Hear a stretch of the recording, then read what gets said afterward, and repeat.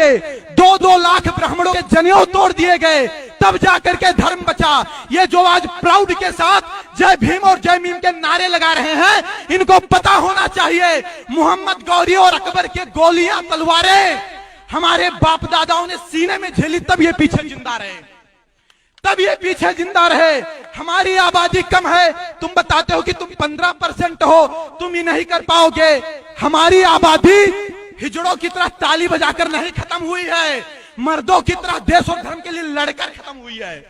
12-12 साल के राजपूत लड़के, उनकी माताएं से तिलक लगा देती थी और युद्ध क्षेत्र में भेज देती थी, और जो बहनें होती थी वो जौहर कर लेती थी। यहाँ जनेऊ तोड़ दिए जाते थे, तब धर्म बचा है। मंगल पांडे, भगत सिंह शादी विवाह नहीं किए और देश के लिए लड़ गए, तब ये आजाद है। जिसको आज आप अपने आप को मूल निवासी बता रहे हो ना, एक भी मूल निवासी नहीं खड़ा था देश की आजादी के लिए और धर्म की आजादी के लिए।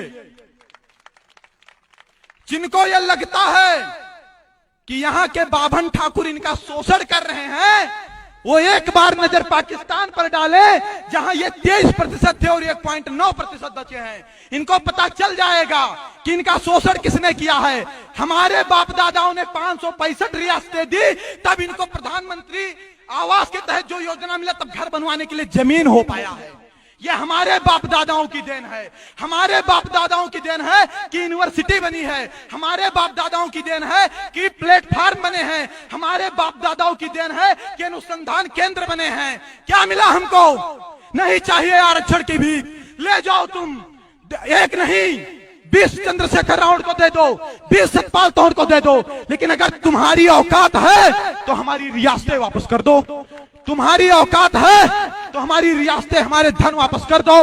नहीं कर पाओगे, कंगाल हो जाओगे, क्योंकि पूरा का पूरा भारत हमारी रियासतों पर टिका है। हमने अपना सब कुछ छोड़कर अखंड भारत का सपना देखा था।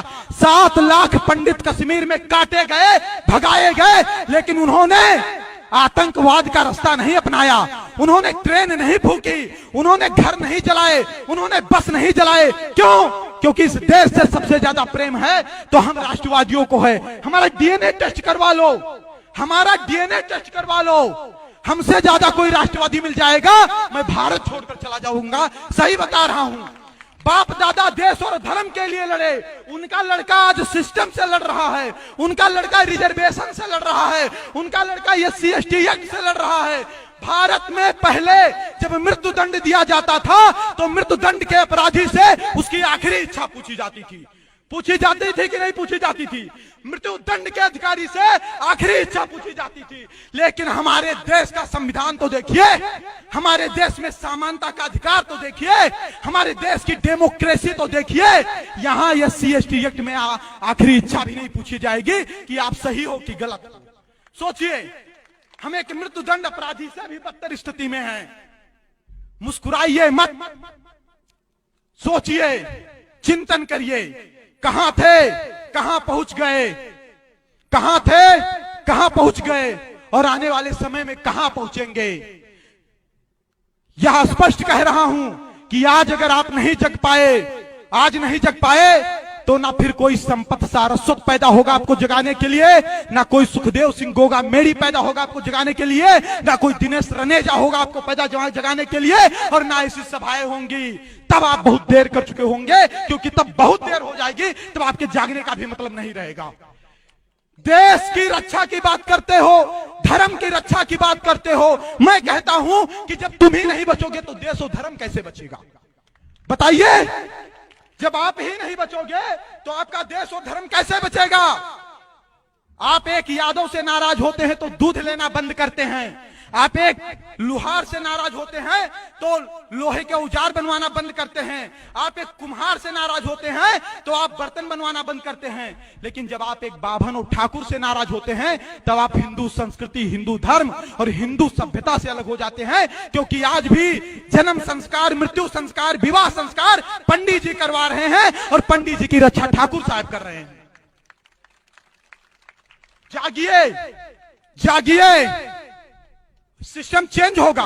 क्यों चेंज होगा बता रहा हूं।